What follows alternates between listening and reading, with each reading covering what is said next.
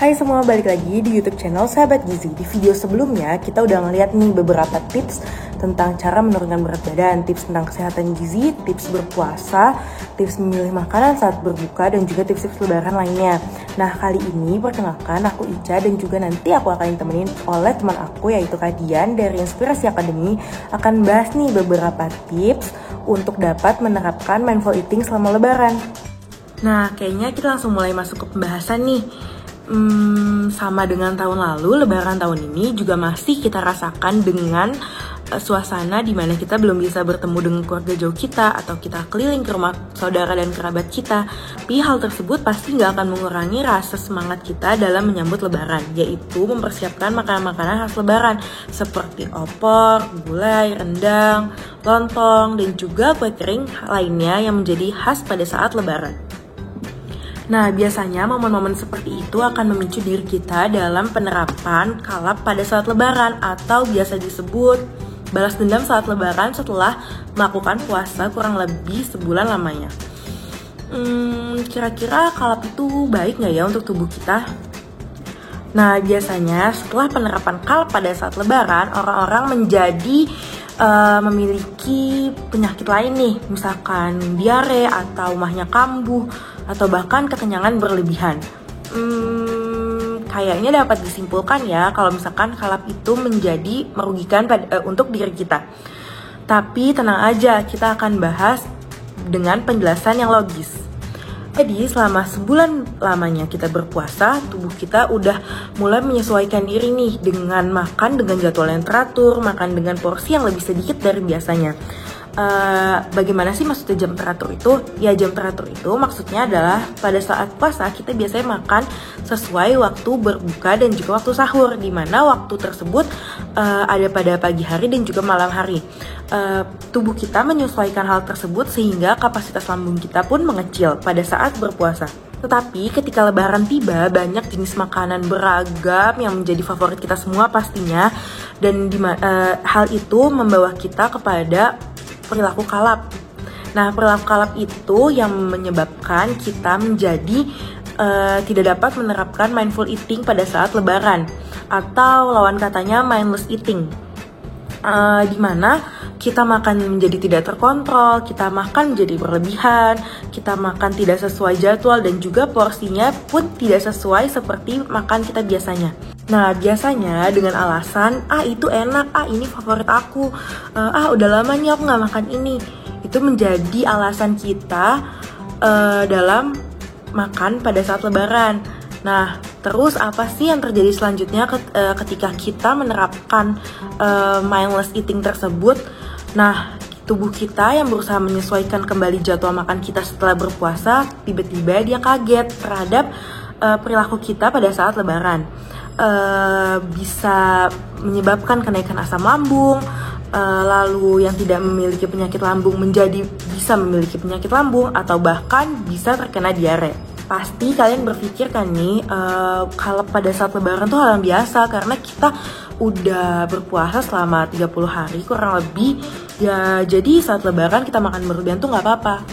No, hal tersebut itu gak benar ya teman-teman. Jadi biasanya masyarakat itu tanpa sadar selalu menerapkan namanya mindless eating tersebut, tidak menyadari berapa banyak makanan yang mereka konsumsi, dan juga tidak menyadari dampak yang akan terjadi pada tubuh mereka atau tubuh kita nih. Nah, pernah beberapa tahun lalu ada artikel yang menunjukkan bahwa perilaku kalap pada saat lebaran memicu penuhnya UGD di rumah sakit karena banyaknya orang yang memiliki kenaikan asam lambung dan juga diare yang parah. Kira-kira hal tersebut benar gak ya? Nah, menurut artikel yang akan kita bahas dari NCHPAD yang akan kita tampilkan di sini, ada 5 faktor yang berkontribusi pada pola makan tanpa pikiran atau biasa disebut mindless eating tadi. Yang pertama ada disinhibisi atau makan karena harus makan, dimana padahal kita merasa tidak lapar.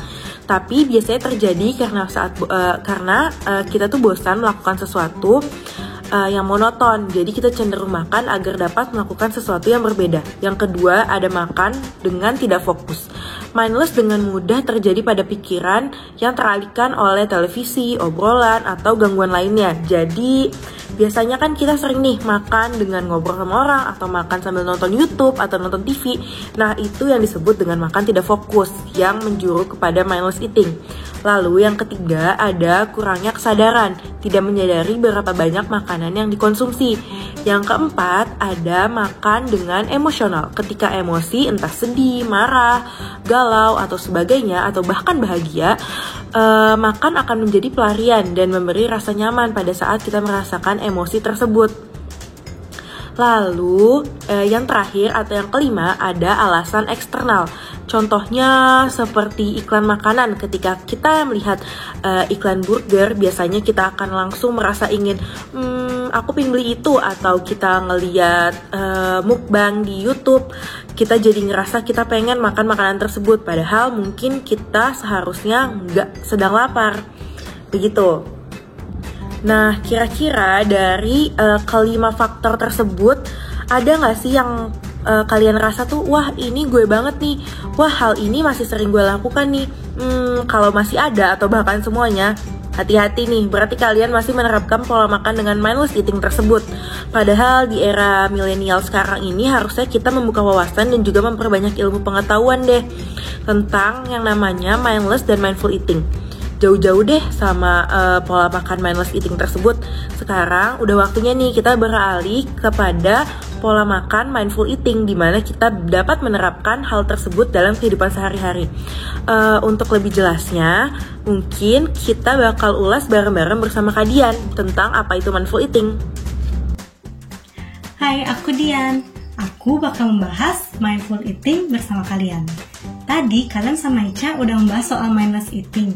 Kemudian kalian merasa menyesal karena ternyata kalian telah menerapkan mindless eating itu sendiri di kehidupan kalian sehari-hari. Mindful eating itu sendiri memiliki kata dasar mindfulness, yang artinya fokus pada keadaan saat ini. Di sini kalian akan diajarkan tentang fokus terhadap makanan. Lalu apa hubungannya dengan lebaran, makanan saat lebaran, kumpul-kumpul saat lebaran? Di situ tantangannya. Karena tips yang bakal aku kasih buat kalian kali ini benar-benar harus kalian lakuin ketika lebaran, agar lebaran kalian gak jadi lebaran. Yang pertama, fokus pada pikiranmu. Tanyakan pada diri sendiri apakah kamu lapar. Bila iya, makanlah sesuai porsimu. Makanlah sesuai porsi yang seharusnya kamu makan. Kemudian yang kedua, makan dengan perlahan dan tidak terburu-buru. Mengunyah juga ada aturannya.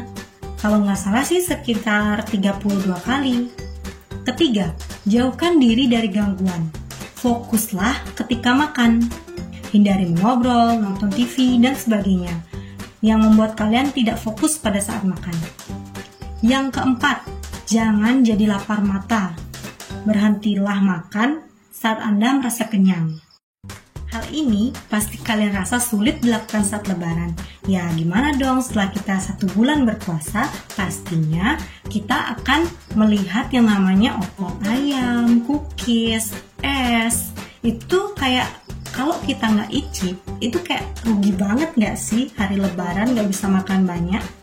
Tapi ingat lagi, kalau kalian harus menerapkan mindful eating demi kebaikan kalian sendiri. Jika menerapkan mindful eating ketika lebaran, itu sebenarnya gampang banget sih, tapi yang dibutuhkan tuh cuma niat dan konsistensi kalian melakukan ini. Kayak tips pertama tadi, tanyakan pada dirimu apakah kamu lapar. Ketika kalian melihat berbagai banyak makanan, bisa kalian makan dulu dengan yang kalorinya lebih kecil, yang lemaknya lebih kecil. Jadi perut kalian tidak kaget dengan makanan-makanan berat. Terus yang kedua, makanlah dengan perlahan dan tidak terburu-buru. Ingat, jika makan itu sebenarnya ada aturan makannya, ada aturan mengunyahnya. Kemudian yang ketiga, jauhkan diri kalian dari gangguan makan. Ya mana mungkin sih ya menjauhkan diri dari gangguan makan. Sementara saudara-saudara datang, pasti ajak ngobrol, ajak makan bareng. Tapi kalian boleh mendengarkan mereka bicara, asalkan kalian ingat suap demi suap yang kalian makan. Kemudian yang keempat, jangan lapar mata. Ini tuh kayak balik lagi ke fokus apa yang kalian makan. Apa yang duluan dan terakhir kalian makan. Jangan baru lihat semua, langsung ambil satu persatu, langsung ambil dalam piring yang besar. Sedikit demi sedikit, porsinya biar sesuai sama kebutuhan kalian. Hal ini pasti awalnya akan merepotkan karena nggak pernah ada yang instan. Tapi nikmati saja prosesnya. Dengan melakukan mindful eating, sebenarnya kalian akan memiliki kesadaran tentang apa yang harus kalian makan, nutrisi apa yang harus kalian masukkan ke dalam tubuh kalian, mana yang baik, mana yang buruk.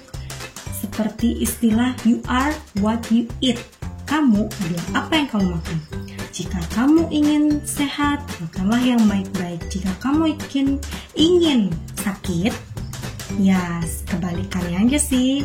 Makan aja tiap hari yang enak-enak, yang bersantan, bergula, manis-manis. Ubahlah tujuan kalian dari makan untuk kenyang menjadi makan untuk sehat. Itu tadi tips dari kami. Semangat untuk menerapkan mindful eating di saat lebaran. Selamat lebaran semua. Bye-bye.